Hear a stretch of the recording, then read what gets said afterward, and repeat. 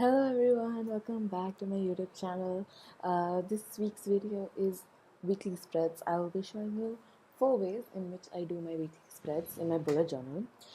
If you don't know what weekly spreads are, they're basically pages that you make in your bullet journal in which you mark every day of the week and you write your tasks down in each day for every week. Hello Ma! uh, so yeah.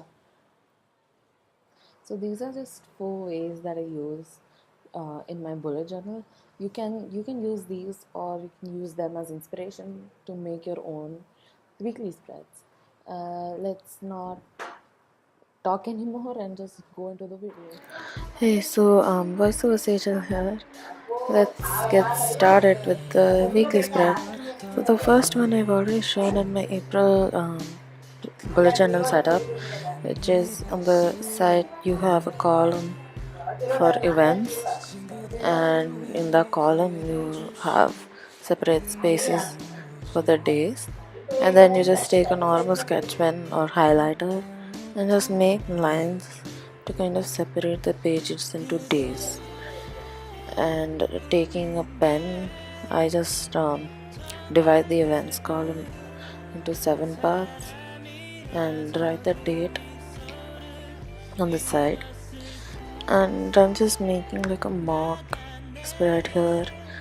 Like over here on the second I have a class test, on the third I have a project submission, and 7th I have party.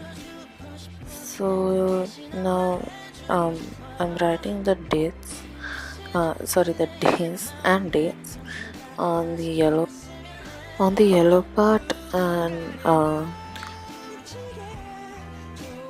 so then since there's like a small empty space in the right hand bottom corner, I'm writing a small quote that says all faith and no fear, and just literally just using up the space. I usually do this quite often, where I just write quotes or something to use up the space, and then I took the same like yellow super tip to kind of add the accent color.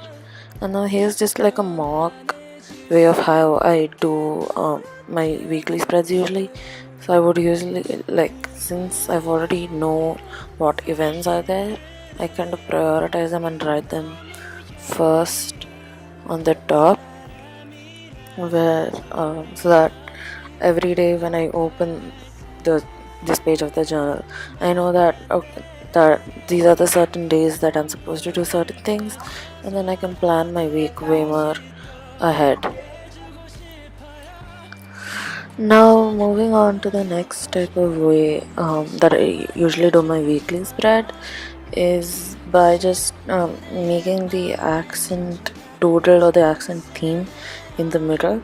So since this month's theme is watermelons, I'm just drawing like a huge watermelon slice in the middle of the page, and just that's my cat. She interrupted my recording, but whatever. Then I'm just writing watermelon in between, because why not? It's a watermelon, you should know that. Then I just took my fine liner and just made kind of a mind map kind of a thing, and each of these strokes is like a day. And yeah, taking my super tips, I'm again like making the banners where I'm going to write the name of the day. So this I saw on Instagram for the first time, and I thought it was really cool. So I thought I would like kind of incorporate it in my bullet journal. And then again, taking my fine liner and just writing the days. And this, some may think it like might end up looking haphazard when I start actually writing it, but it's not. It's not that it doesn't happen. It looks very pretty. I really like this spread. I usually use this for weeks that are not so busy, or I have nothing much to do in that week. So the third type of way in which I do my weekly spreads is it's the most common one that I use, Uh, it's basically, again, I'm making a column for weekly events, and like you probably must have guessed that this is a very convenient method for me. It might not necessarily be for you, but it is for me. So right now you're seeing that I'm making boxes, and these are boxes used that I make boxes for each day, and this also kind of helps me like customize um, how long or how big of a box I want for each day, and so that I'm not also like wasting space. So during like weekends or something, if if I have a lot of things to do, I usually do. I try to uh, complete most of the things that I have during weekends. So I kind of make bigger boxes during that for weekends. And now you're seeing I'm kind of making the page more colorful by adding colorful drop shadows. Drop shadows, if you haven't guessed it, it's one of my favorite things to do. Kind of adds a 3D effect, and it's so simple to do. You just take a marker and just draw against the line. It very beautiful.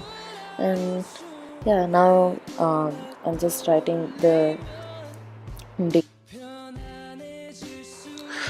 days of the week, and yeah, now the final method, that it's very simple, but it's pretty similar to the first one, except I don't make a events column.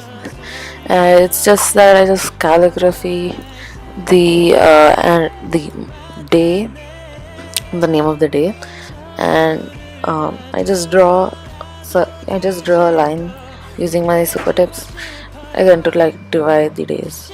And this is very simple, very minimalistic. This is usually I used to do this a lot when I first started bullet journaling, because it's so simple and not very overwhelming as the others.